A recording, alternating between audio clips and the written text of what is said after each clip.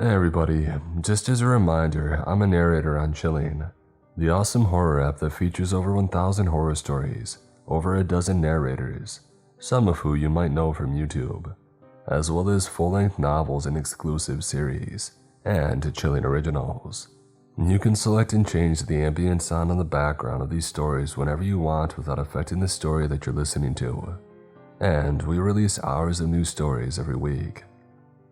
Click the link in the description to download and start your free trial to see if you like it.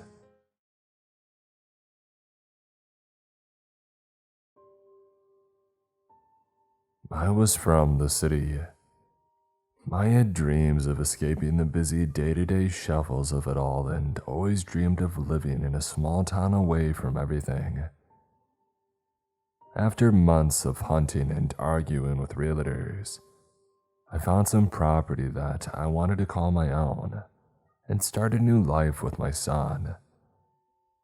It was a small farming town in Kansas with a population of around 2,000 people.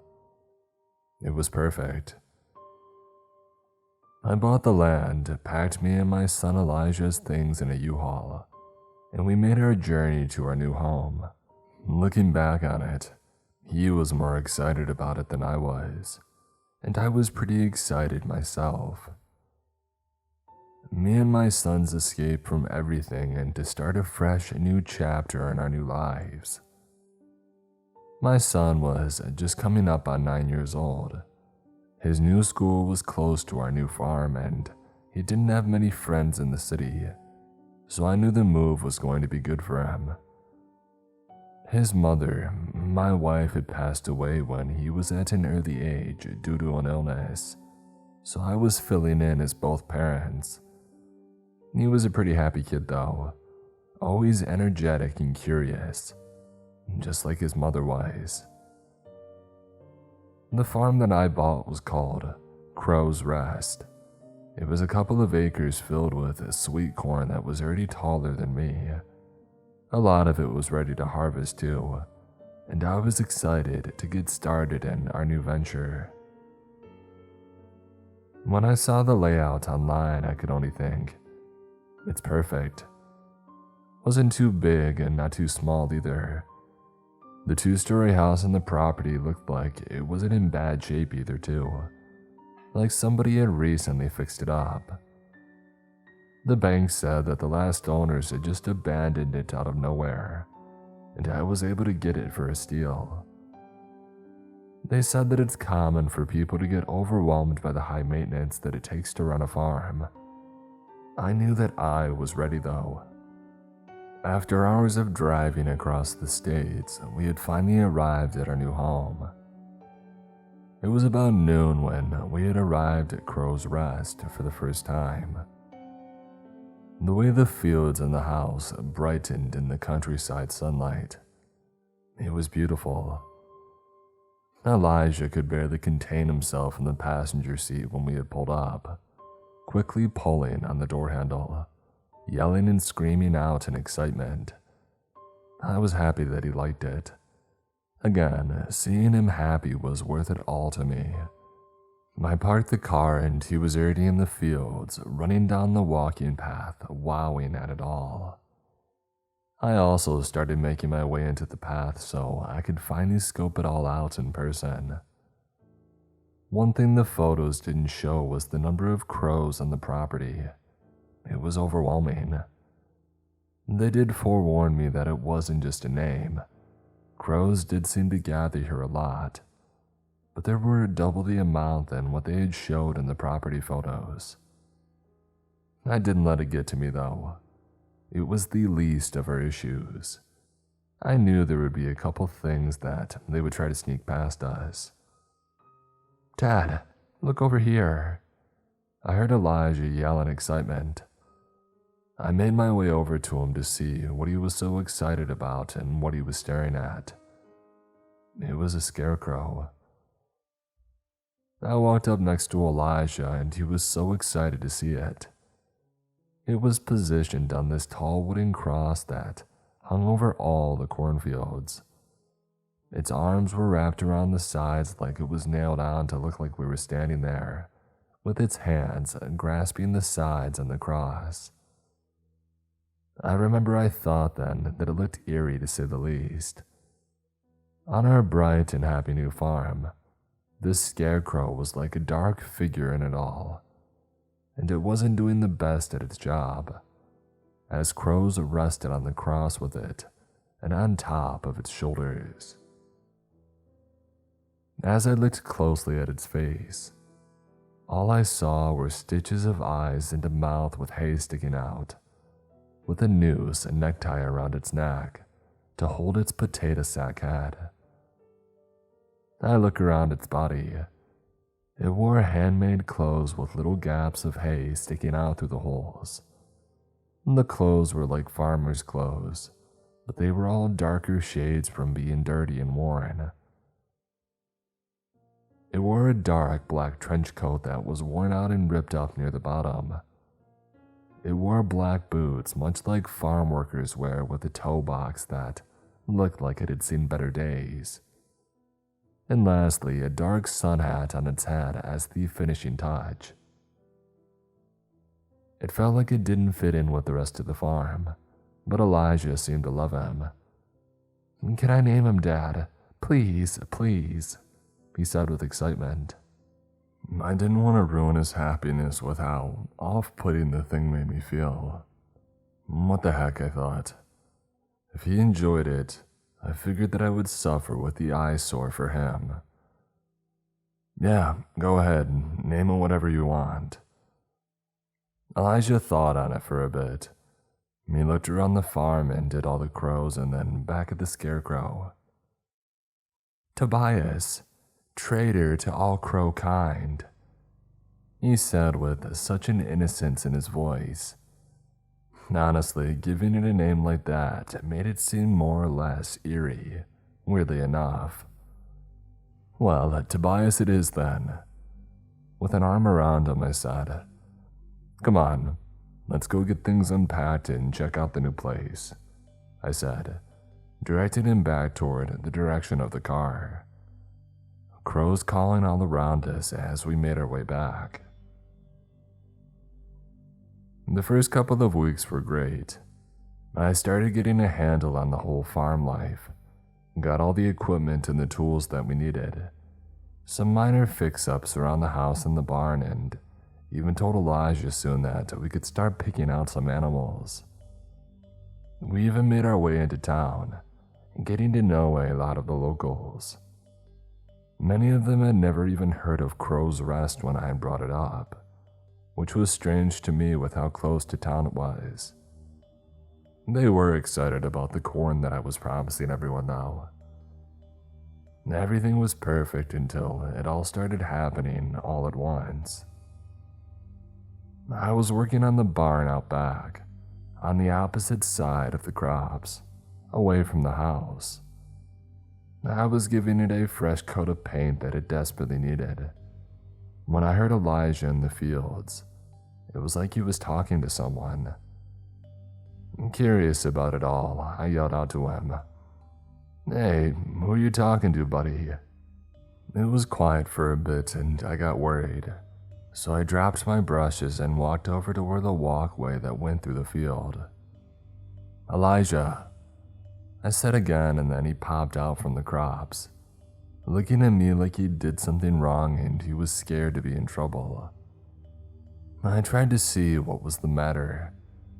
"What's up, buddy? Who are you talking to out there, the birds?" I said jokingly, but he had a nervous look on his face.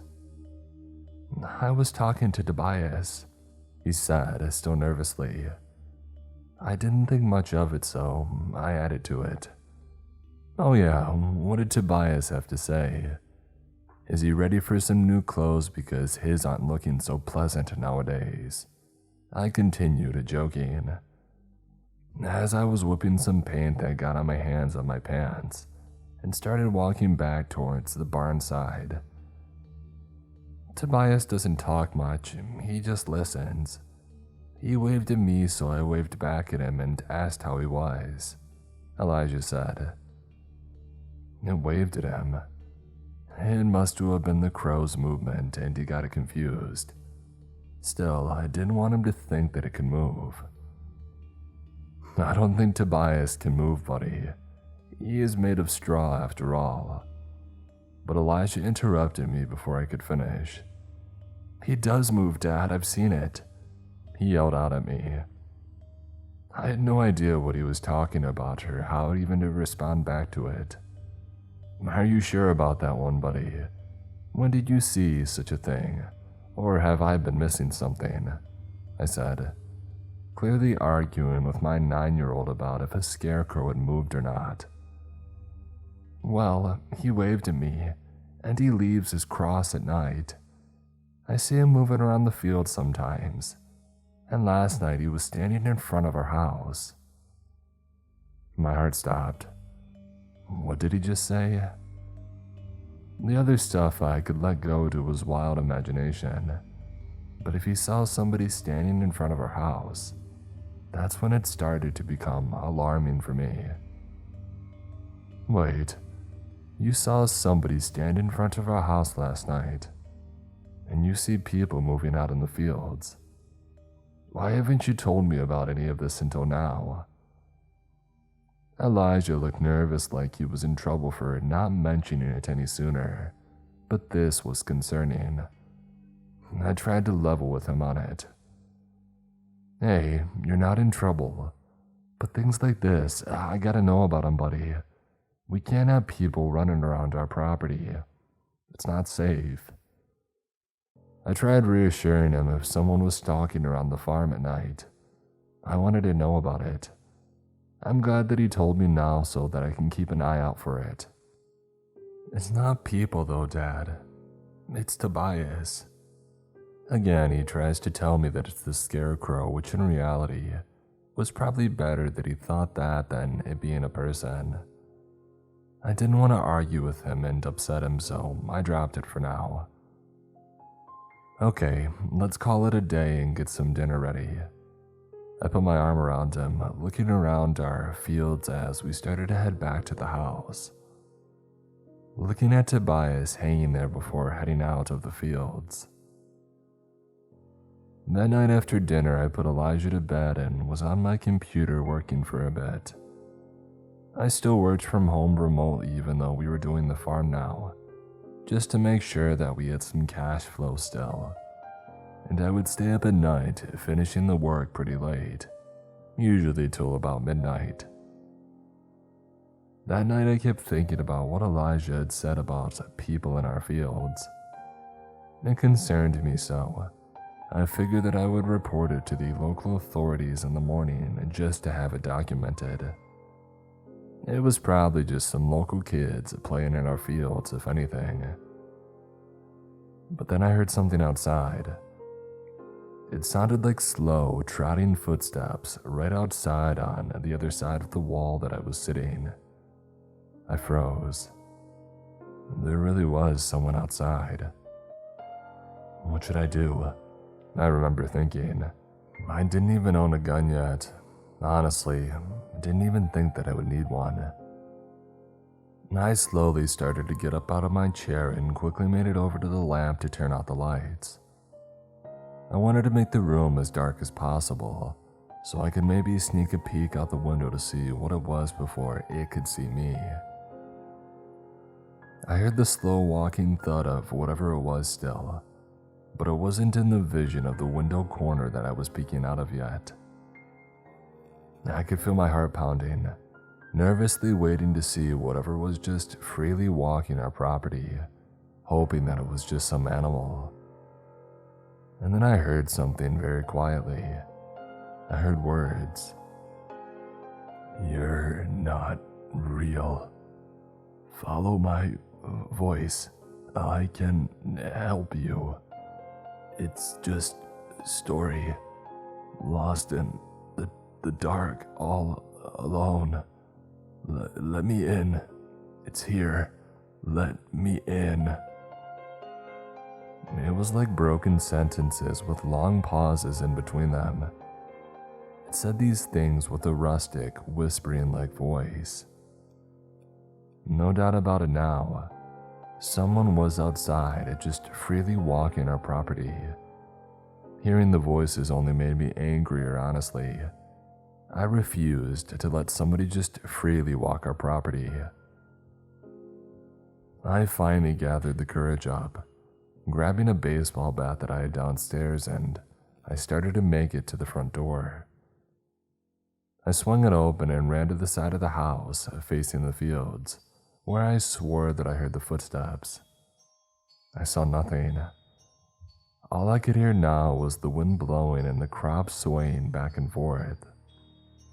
I was so confused. I know that I heard something.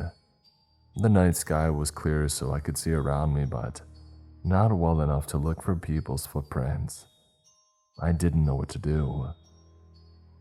And then suddenly, a loud crashing started, like something was knocking over plates, photo frames off the walls, and even the chairs. It was inside my house, whatever it is. It was inside my house. It had to have snuck through the front door when I came outside. My heart dropped. How could I be so careless? Oh my God, Elijah, I panicked. I quickly bolted back to the front of the house, going through the front door. It looked like somebody had let a rampaging bull into our home. Everything was knocked over and smashed on the ground. Glass was shattered all over the kitchen floor. I was trying to move around to avoid stepping on any glass, but I started hearing that rustic voice again. Only this time, it was yelling violently, screeching more words throughout my house. Down the lane, through the field, I hear crows. Don't open your eyes. I made it past the kitchen, scrabbling to make it to the stairway as fast as I could. Whatever this thing was, it was upstairs, rampaging around. I had to get to Elijah as quickly as I could. It continued to scream things upstairs as it was moving around like it was looking for something. Olivia, hide. It's coming, Olivia. You're not real, monster. Help me, open up, keep running. It won't die. Everything that it was saying didn't make sense, like fragments of sentences, but every word held weight to them. Its voice was terrifying, whatever it was. I knew that it couldn't be human after hearing it scream. I made it to the top of the steps, hearing a blood-curdling scream from Elijah in his room. Daddy, help, it's gonna get me, he said in a tone that had pure terror behind every word. I push off into the hallway. The sides of the walls have holes and claw marks all up the sides, like something was pulling its way through the walkway. The door to his room was ripped off and hanging against the wall in the hallway. A loud crash like broken glass came from his room. I finally turned into his room to see no one there. I looked around in a frenzied panic. His room was destroyed like it ran around fighting to grab him. I screamed out for him. Elijah, where are you? I heard him scream again, and I noticed Elijah's window was broken open like something had busted through it and had jumped out. I rushed over and looked out. Broken glass in the ground below, and then I saw him. Something dragging my son from behind into the fields as he continued to scream out for me. Disappearing into the field, only able to see the corn parting from above as they moved deeper into the thick of it. I turned around, making it back downstairs and outside, bolting in the direction of the fields where he was getting dragged off to. Every chance that I could, I screamed out for him more. Elijah's screams echoed through the night as it dragged him through the cornfields. My baby boy, begging for his daddy's help as it pulled him deeper into the fields, with its rustic, screeching howl through the night. I was helpless to protect him, unable to do anything for him. I couldn't match its speed. It moved so fluently through the field as the crows above blanketed the skies like they were its servants, watching me helplessly trail behind them, squawking and screaming at me as I pushed past the tall corn stalks trying to keep close. Elijah's faint screaming led me toward where it was taking him. I felt so helpless. Tears started to river down my face. I had lost his mother and now I was going to lose my boy. I swore that I would look after him, honey. His screams eventually stopped, but I continued mine, hoping to hear back from him and to let him know that Daddy was coming. I pushed past out of the field into one of our path clearings in between the crops. There he was. Elijah was lying there. He was cut up, but he looked okay. Relief started to overtake me. I started to run towards him. Once in my embrace, nothing would take him from me. He was lying on his side, slowly getting up like whatever had dropped him and gone deeper into the crops. He looked up at me, crying and terrified. He screamed, "Dad, help me, get me out of here, please."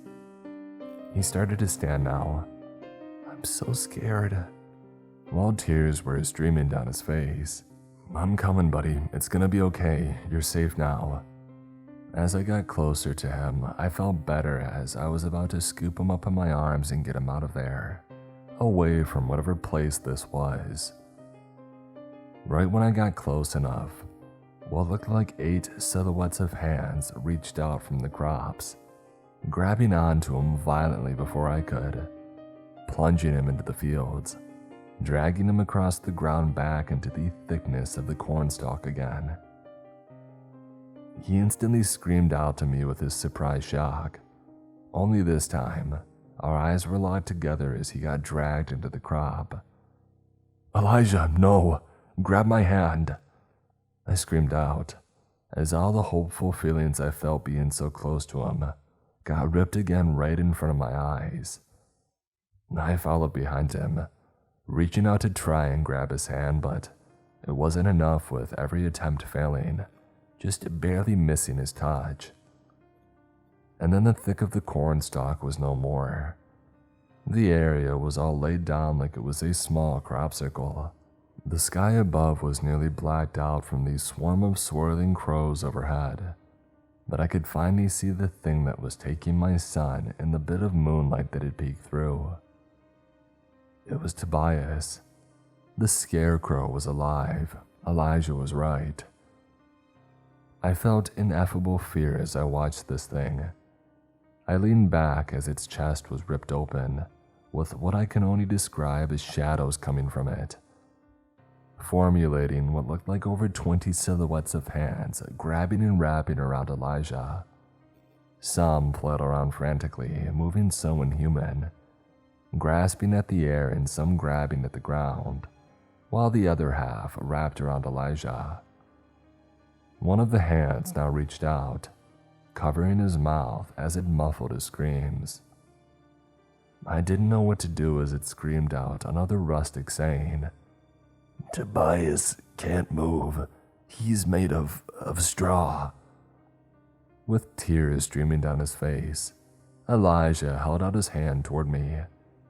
The hand slowly wrapped and warped around him, pulling him into the eternal void of its chest. He slowly disappeared inside the void in its chest until only his arm was hanging out, eventually being fully pulled in. After consuming him, all the hands went back inside it. Its chest had started sewing itself back up as it leaned forward and now hunched over. I was in a coma of fear as I watched it. I couldn't move a single muscle in my body. The only noise now was the crows overhead, squawking and flying in a circle above us. The scarecrow twitched every couple of seconds. It slowly began to move again, looking up toward me, staring into my soul with its sewn-together face. It said one final thing that night. "It's just a scarecrow. Don't be afraid." There was calm stillness after that, and then it let out another rustic scream that pierced through the night sky, sending all the crows flying in different directions. I couldn't fight this thing. This had to be some embodiment of a living nightmare. Adrenaline pumping through me, I bolt backward, out of the clearing onto the trail heading back to the house. It pushed out of the crops, falling over it, as it chased in the direction that I was running, quickly recovering and crawling after me, on all fours like it was some animal. I looked back at it. The silhouettes of all the hands had returned, flailing around its body. They moved like snakes in different directions, frantically around its body. It used them to grab the ground and move faster toward me, screaming its rustic howl as it chased after me.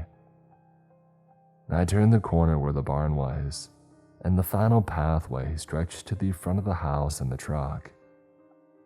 It was toying with me, screaming from behind me, still howling its rustic screech into the night sky as it crawled behind me. It's like it wanted me to feel hopeful, like I could escape before it took me. Like before when it took. I just kept running. I made it back to the front of the house and headed to my truck. I kept a spare key inside of it and left it unlocked that night, thank God. I jumped in, locked it, and turned it on. The headlights flashed in front of me, but I didn't see anything. I quickly put it in reverse, and I wanted to get out of there as fast as possible. My heart was pounding and tears rolled down my face. I was unable to protect him, feeling like I should have done more, but facing this thing felt like a death wish. I just wanted my son back. As soon as I started to back up, it landed on the front of my truck, smashing the windshield on its landing. Its serpent-like silhouetted arms were now wrapped around the front of the truck. Its face was inches away from mine, the cracked windshield being the only barrier between us.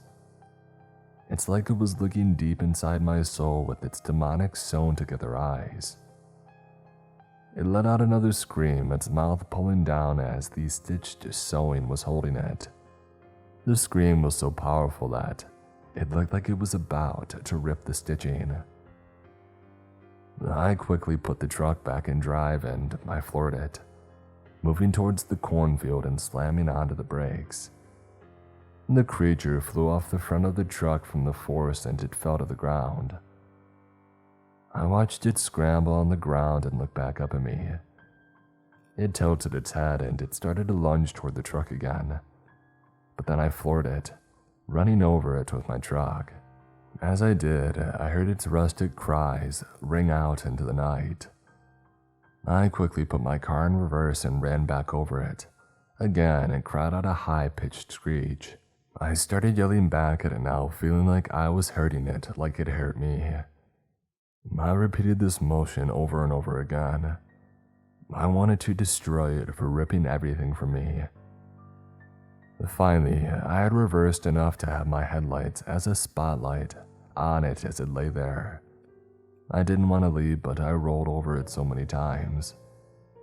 Eventually, I drove to the sheriff's station as fast as I could to report everything that had happened.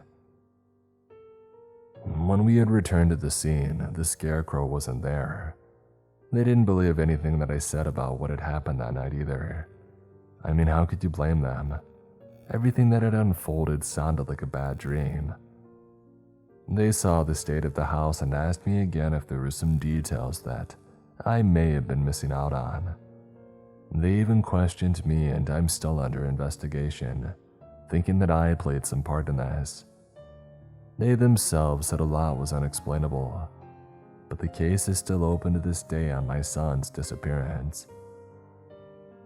I still hear its rustic voice mimicking my words in my head at night. I know what I saw and what took him, and it's still out there.